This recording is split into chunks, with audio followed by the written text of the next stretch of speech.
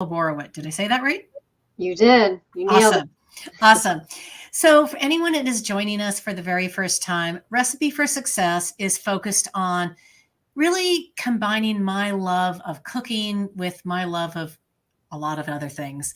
One thing that I discovered over the years as I was cooking is that there was always one key ingredient or technique that was really critical to the success of whatever it was I was making.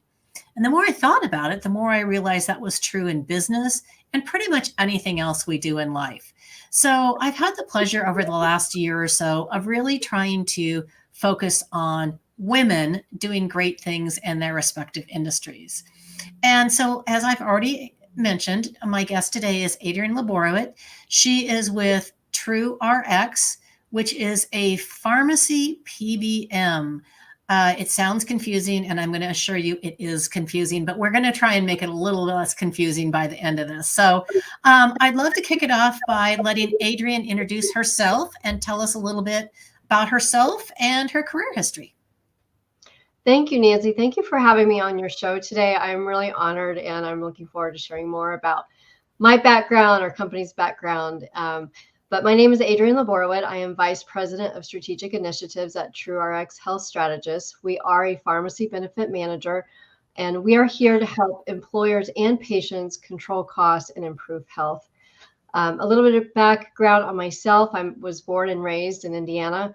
I went out to DC for about 15 years and pursued a career in philanthropy, which is a different career, both starting with PH, philanthropy and pharmacy, but lived out there for 15 years and then got called back to come back to Indiana to join my family's business, and had my husband and 2 kids in tow with me back to Indiana. So just a little bit of background on myself. Awesome. So I went to Indiana the first time a few years ago, and the thing that struck me was it was so flat. I was like, I can see so far away. Living out here in the Pacific Northwest, everything is up and down and hills, and we don't have anything flat like that. But it was beautiful, and I really enjoyed. I enjoyed going there, and I enjoyed the culture that was there. It was very surprising to me. I didn't expect it. So Indiana has a lot to offer for those of you that have not been there yet. Well, thank you, Nancy. Not everybody appreciates it like you, so I appreciate that. But it is beautiful, and I was a little bit nervous moving back. I thought I was going to miss the hustle and bustle of a big city and just the beautiful buildings and everything that a city has to offer. But I found myself driving home and seeing all that flatness. It actually calmed me, and it made me feel at home. So I knew I had made the right decision, and I'm enjoying it. So I love that. Okay, so obviously the reason you went back home or moved back home was to join your family business. So I'd like to talk a little bit about that before we get into all the pharmacy stuff. Tell me a little bit about the dynamics of working in a family business. What are some of the pros and cons? I'd love to hear your take on that. Sure. I'm glad you asked. I kind of resisted it for many years. I lived out in DC for 15 years, but my family has always had this business for 4 generations. In fact, we're now on the 5th generation. I'm part of the 5th generation. So historically, we've owned pharmacies throughout Indiana, and in 2007, my dad started this PBM. And so when he was starting it, he called me and said, "Hey, I think you're a good fit for this. Are you interested in coming back?" And at the time, I was in my probably late 20s and was just having the time of my life. I had a lot of friends and great career. I traveled everywhere, ended up meeting my husband, and I just wasn't quite ready to move back. And but I had 2 kids. And you start really thinking about your legacy and kind of what you are going to be for them. And really just was honored the fact that my dad wanted me to come back. And I wanted to think about something bigger than myself, to be part of something bigger than myself, something that I could leave for my own kids. And I was also really proud to be part of this family that had been entrepreneurs and innovators for over 120 years. That's a legacy that not a lot of people can say they're part of. So I'm really honored to be back. So it only took him about 10 years to convince me, though. Okay, so I got the honored part, but now let's talk about the real part. What are the pros and what are the cons of working for a family business? Because I have a family-owned business. I have one, two, three of my family members working for me, and I worked for my dad when I was younger. So you're not going to surprise me. Well, we're gonna have to have drinks someday or something, but You don't have to throw anybody under the bus, but let's just yeah, give us a little. yeah. I'll start with a positive. My dad has been my mentor my whole life. Before I even worked for him, I would call him about, challenges at work, how to navigate that, or even personal things. And, I've just always loved, admired, and respected him. And that is the number one thing for me, is that I get to work with him every single day. I get to have that kind of mentorship every day. But the flip side of that is, when you love, admire, and believe so much in our mission with the person that is your mentor, when you disagree, it's hard, because both of us are striving for the same vision and mission. But we have differences sometimes in how to get there. And so, it's hard, but he does a good job of kind of drawing the line. At family functions, you are kind of, sometimes I want to talk about a project or a big meeting we have coming up, and he'll say, no, this is family time. And so he's kind of helped me draw the boundaries. And then I also work with my cousins who I held as a baby. I mean, I have pictures of holding them as babies. And so seeing each other objectively, it's hard to kind of see someone who you've grown up with objectively. But you have to do that in business so that we can help each other grow and challenge each other and be the best that we can. That's kind of hard sometimes, though. I would agree with you as well, because I am in the position of essentially being the boss, if you will, for the family members that work for me. And you do walk a tightrope as far as you don't want to destroy the family relationship, but you still need to develop them as an employee and as a person so that they can be the best that they can be. But Yes. I will say that, at least for me, one of the benefits is when you're in a family dynamic, you don't always see everything that the other person has to offer, that other family member has to offer to society. And Yes. so I think it's, I think it's really, I think it's really fun to be able to know a little bit more about your family members that you might not have had the opportunity to see otherwise. Oh, it's amazing. In fact, with my dad, he's a math genius. Never knew that. He's been my dad for 43 years. But also just who he's been for me. I've seen him be for other people in the company. My first few days, I was meeting different people, and they would have tears in their eyes, Yeah. from the mentorship and leader that he was for them. And that has been incredible. And I would have never had that viewpoint had I not come back. So I almost wish I'd done it sooner, Yeah. Yeah. Well, I see Nicholas is on here telling us, "Do not talk work at family Christmas." #1 Williams rule. We're working on making that a Jackaloni rule too, because it does tend to flow over a little bit. Okay, so if there's anything more challenging than working in a family-owned business, I think it's understanding what a PBM is and how the crazy world of pharmacy works. So I would love it if you could explain to everybody. I know you said it in the beginning. What does PBM stand for, and Mhm. what do you do exactly? It's such a good question. So we'll start with the basics.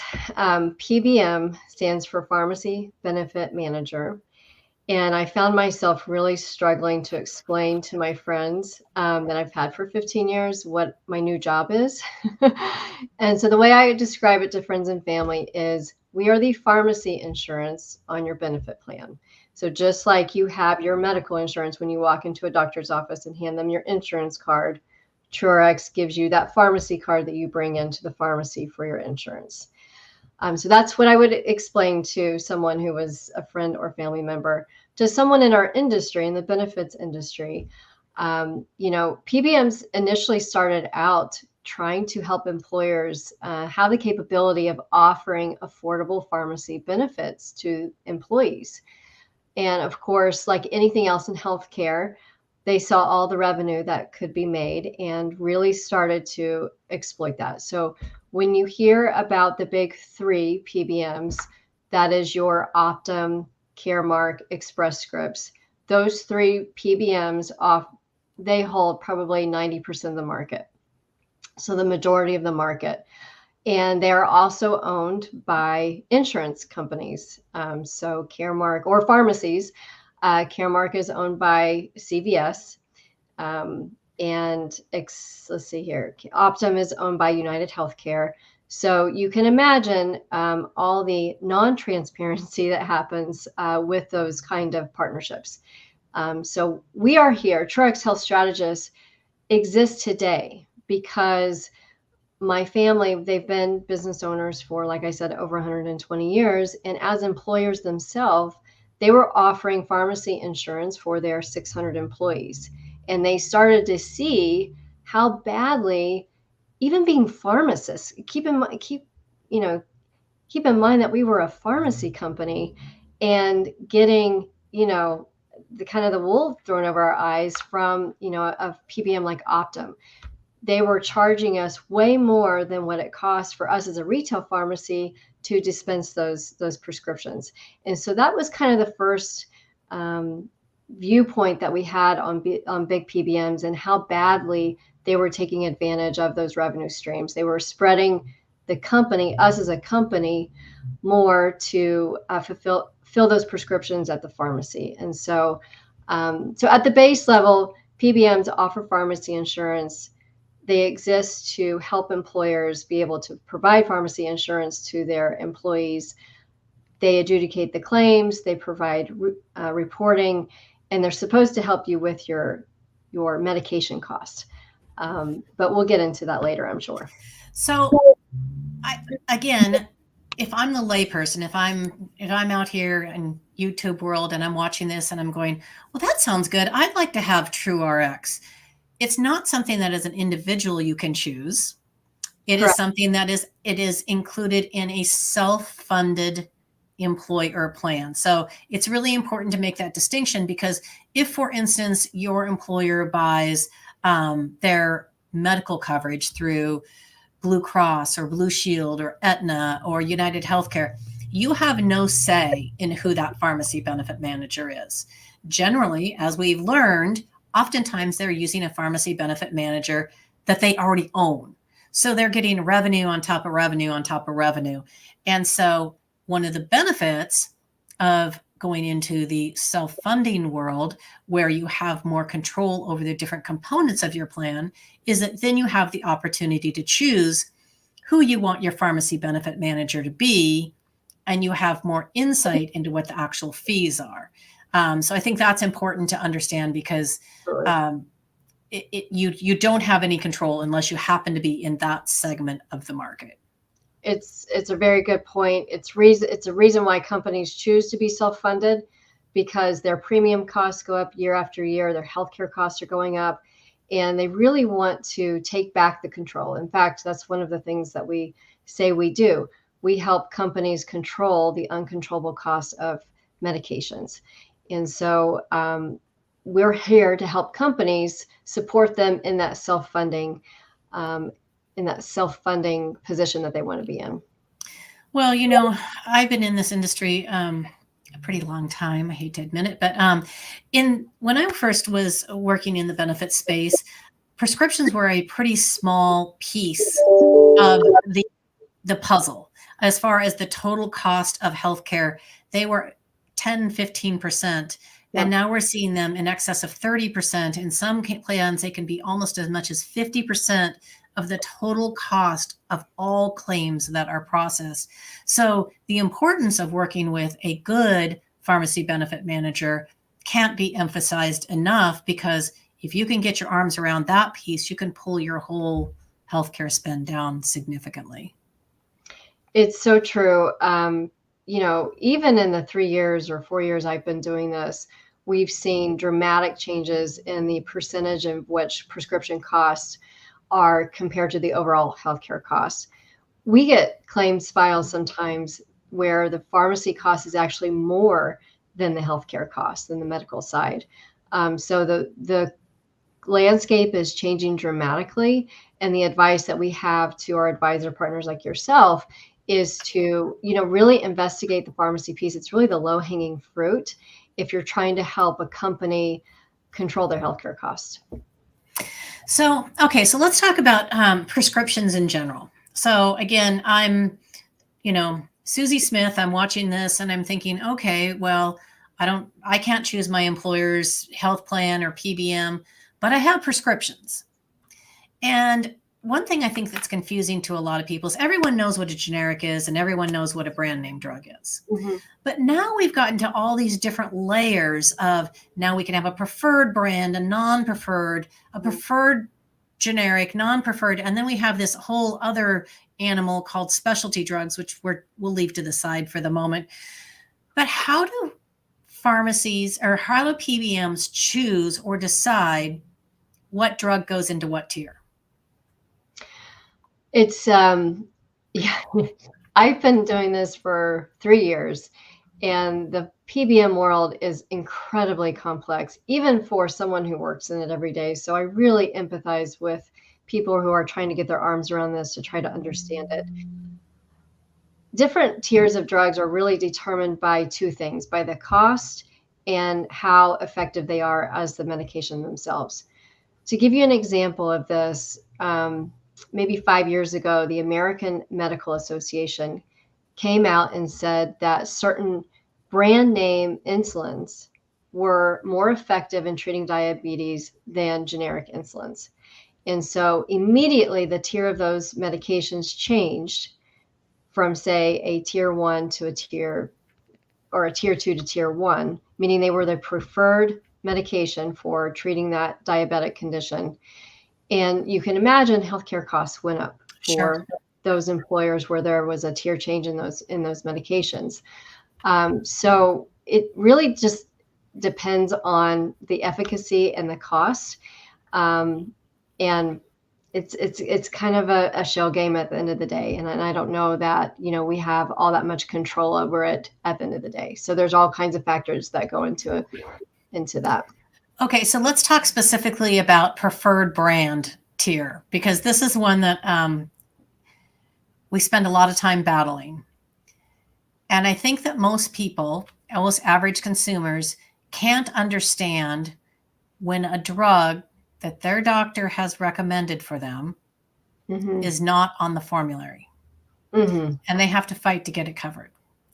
So let's talk about that. What would prevent a brand name drug from being excluded from the formulary when there are other brand name drugs in the same therapeutic category? So the great thing about TrueRx Health Strategists is that we are built on clinicians. These formulary decisions are being looked at through a clinician's eyes. They are looking at the drug research, how effective it is for the patient, and if all things are being equal for the efficacy for the patient and the cost, we will decide what medications go on a formulary. When it comes to preferred brand name drugs, so for example, everybody's heard of Duexis. I was going to bring that one up. I figured you were going down that path. Duexis is Pepcid and ibuprofen in one medication. Duexis costs a health plan $2,800 because the manufacturer has decided to take two generic medications and put them into one brand medication. As clinicians, now when I was first learning this business, you have to remember I came from a world of philanthropy. Now I'm in pharmacy and I'm hearing, oh, we're excluding Duexis off plans. I'm like, well, why are we preventing people from getting the medication that was prescribed to them? But when a clinician sat down with me and explained there is no medical advantage to the patient by combining these two medications, it's only an advantage to the manufacturer to make more money, that's when it really started clicking with me. I pulled one of our director of clinical services, Daniel Wilson. I'm like, okay, Daniel, here's the deal. I don't want to talk to the CEO. I don't want to talk to the sales guy. I want to talk to you about why, this is okay. So for us as clinicians, we're looking at it from the patient lens. We're looking at it from, if drugs are as effective for the patient, that's how we will decide, what preferred brands go onto the formulary or not. Nicholas makes a good point. 1% to 2% of claims can cost the pharmacy 60 to 70% of spend. We see that all the time. That is not news. Probably to most people, other than those of us working in the industry, it is not. It's news. But to us, we're used to that, and we're used to seeing those big, high-cost drugs. And we can also even say that 1% to 2% of actual drugs, those are the ones you see advertised on TV. Yes, we call them the commercial drugs. Yes, they are commercial drugs. And so I'm not saying that they don't have a place, but you certainly have every right to ask if it's the right drug for you, if there's alternatives, if there's generics.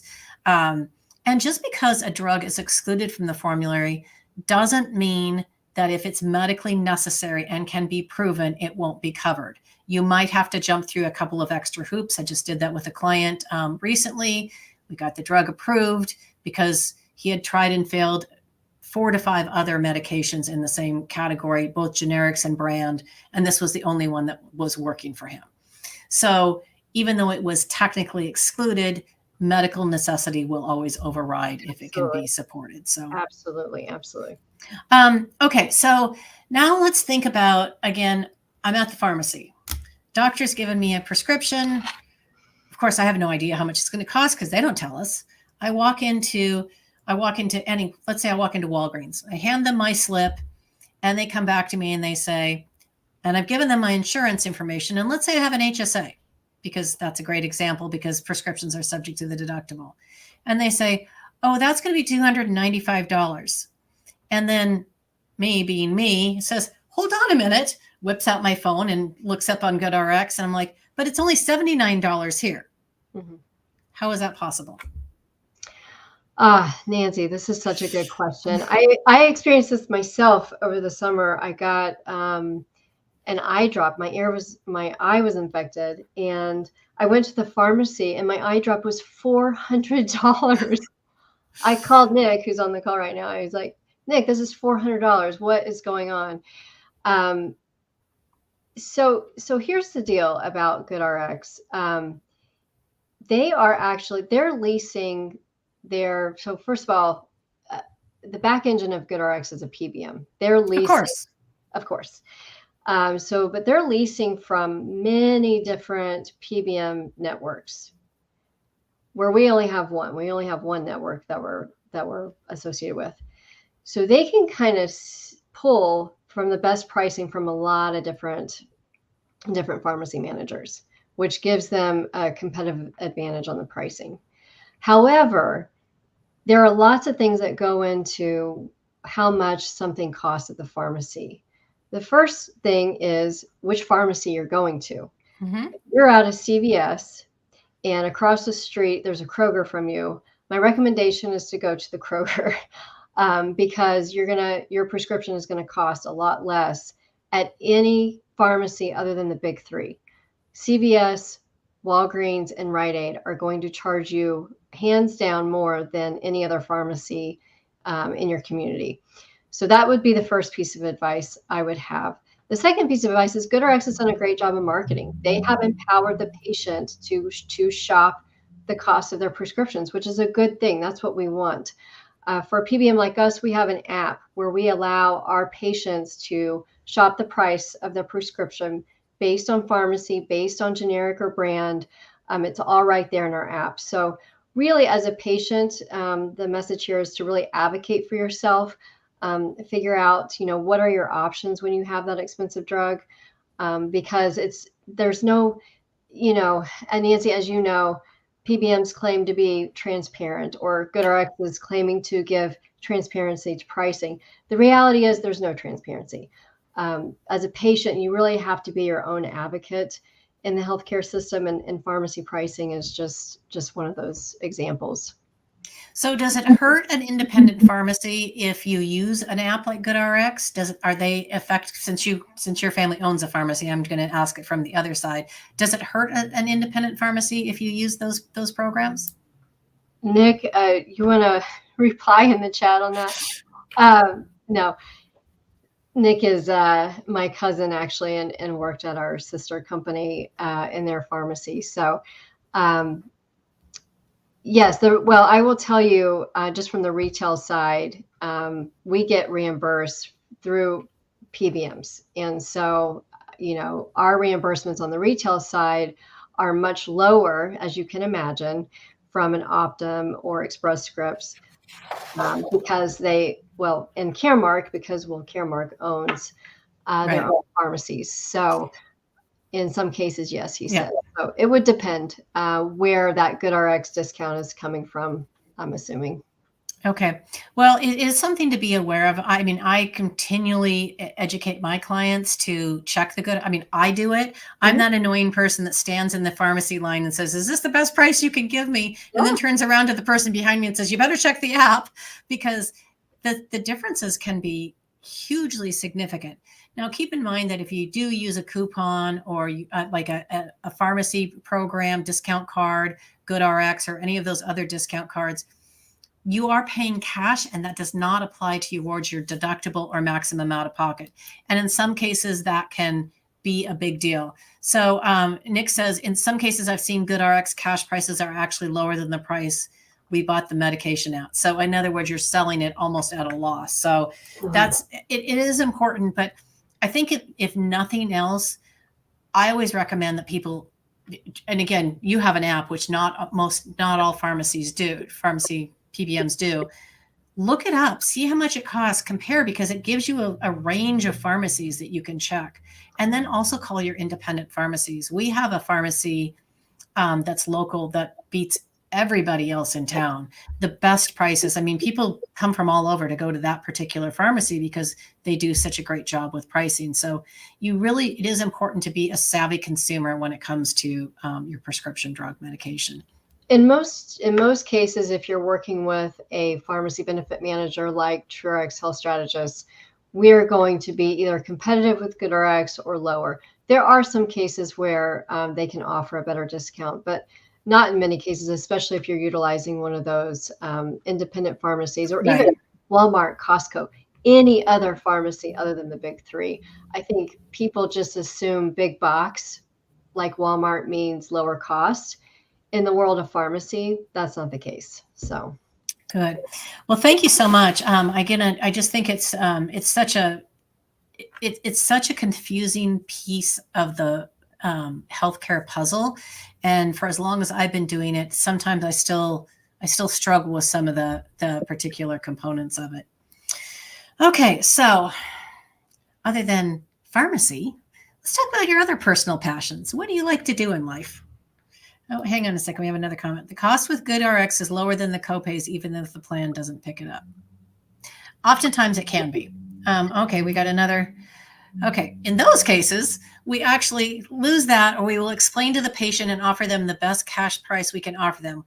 We work with our patients either way to be sure they're receiving the medications for a reasonable cost. I just did this with a copay card last week when working in the store. When you care, the patients wins. I saw his post about that, and that is another thing. I'm constantly on manufacturers' websites looking at coupons. I'm looking at these things. These activities that I engage in, I make $0 from. I do it because it's the right thing to do, and because I think that the more we can continue to educate the consumers that you actually have some power and you have some say in how much things cost, where you buy them, the better off we're all going to be. So make sure you're working with a pharmacist who cares, because there's a huge difference. Make sure you're working with a broker who cares. Make sure you're working with a pharmacy benefit manager that cares, because when everybody cares about the outcome, everybody wins. It's so true. And unfortunately, I don't have a Williams Brothers here in the town that I live in. And so I was at a CVS for that $400 eye drop. And even my GoodRx, I looked up on GoodRx, can I get this down? actually the best price that I was going to get that day was at Walgreens, Mhm. with my pharmacy insurance. So, you just don't know, and it's education is so key, and not every pharmacy has time to sit there and help you with your drug costs. CVS didn't that day, Yeah. so. Yeah, no, it's true. So definitely make sure that you are going someplace where you feel like you have a relationship and and everybody's working towards a common good. I think that's the story there. Okay, so back to you. So what do you like to do when you aren't working in the family business? Well, I'm spending time with my own family here. I have two kids. I have a 7-year-old and 4-year-old. And I'm an active mom. I love being out playing with them. If it's a snowy day, I'm building a puzzle, or we're going out and taking a bike ride on a nice day. So I love to be outside with them. I've taken up tennis, which turns out that's incredibly addicting. It's kind of like being in sales. That win is, just fuels you for the next one. So I've really enjoyed doing that, and of course, reading and spending time with my friends and my husband. So Awesome, awesome. Okay, so we have covered all the hard parts. Are you ready? I know, poor Adrienne. She's like sweating. She's like, I didn't know she was going to get that intense. Uh, So let's get on to the 5 burning questions. Every guest has to endure them. I do tailor them a little bit differently for each person, but the first one is always the same, tied to the name of the show, which is, what is your absolute favorite food in the world and can you cook it? I love this question so much. So my favorite is Italian, and I've loved noodles since I was little. My mom used to tell me I was going to turn into a noodle. So, but yeah, I think when you love a food, you want to cook it more at home, and so I think my husband would agree. I'm a pretty good cook of Italian food. Lasagna. I do like a shrimp pesto dish. Spaghetti is a hit at my house with two little ones. So yeah. Awesome. So did you make your own pasta? Oh, Nancy. Just want to know. I mean, I'm not judging, just curious. You should judge, because that is kind of the key of cooking really good Italian food, right? I have not done that yet. But it's a good challenge. I should do that. I mean, I don't do it very often, but it is very gratifying occasionally to make fresh pasta. Super Yeah, easy. It'd be natural. It's in your blood. it's got to be in your blood too. It's Well, not it's a, in my husband's blood, which I inherited some of when I married him. So, yeah. but okay. So this is a serious question. So, what's the character trait that you admire most in other people and why? I loved this question and reflecting on it. Optimism. I am drawn to people who are really optimistic, who can, really see the opportunities and challenges, and, having a growth mindset. I just sent a note to some of the women that I've worked with over the last 15 years, and, telling them about this podcast. And as I was writing their names, I was like, wow, each of them has that trait. And it's something that inspires me. I'm drawn to it. And I think it's almost a requirement to be an entrepreneur, to be a leader, to be a woman leader. You really have to be optimistic about running a business and making a difference in the world and making a difference for others. I agree with that 100%. Okay, so now if I were to turn the page, flip the mirror on you. So what's the character trait in yourself that you're most proud of and why?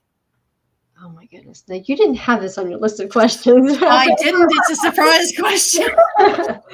No, I think hard work, grit. A friend told me one time, somebody better never tell you no, because I will prove you wrong. And I think I've always been like that. I don't know. I think you're just kind of born with certain wiring. I've always worked hard. I've been dedicated to every cause I've ever worked for. And it's something I'm really proud of. It's really gotten me through a lot in my career and in my personal life.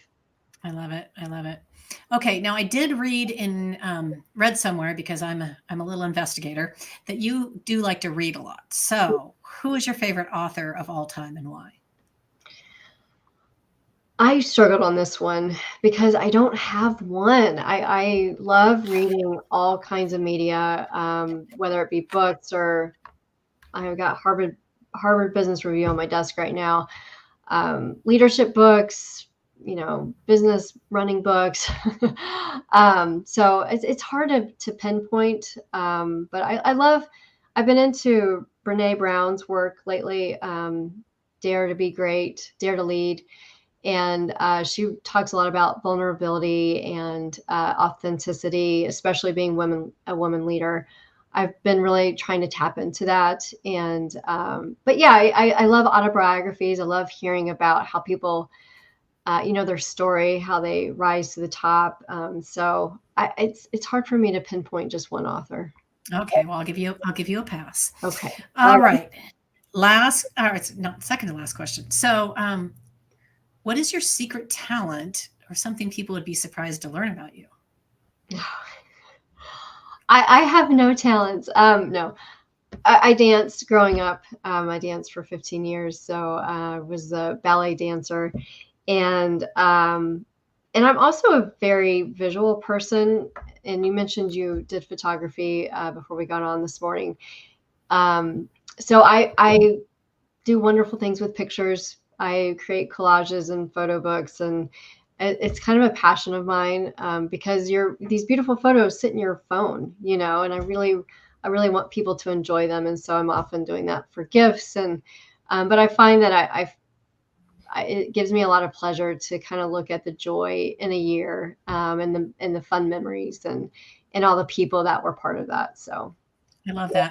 So, free tip to anybody watching, Oh, completely unrelated. No, I don't know if you've ever heard of it, but there's an app called Passbook, and it popped up on my Facebook a couple of years ago, and it was like it pulled all of my memories for like a 10-year period out of Facebook, and it created this beautiful hardbound photo album. And I'm like, cool. I ordered it and I got it, and I was so happy I did. And so then this last year, I proactively did one for the year because we'd had so much happening, including my son getting married. And I wanted to memorialize it. Well, this time I actually understood that I could take certain things out, like I didn't need a screenshot of. So I took things out and put things in. But now that's something that I do every year, is an annual photo album. And this app is called Passbook. So anybody that happens to be listening, if you haven't checked it out, it's actually really, really nice. wow. And it doesn't require you to upload a lot of photos. You can take the ones from your social media feed and then add or subtract as you can add your own photos to it as well. But anyway, that's a little aside. So, here, hang on a second. So this is my mother. So you have your cousin on. I have my mother on. Did we mention we got a little family action going in here? So she said she keeps telling people they need to call around for pharmacy pricing, and they just don't.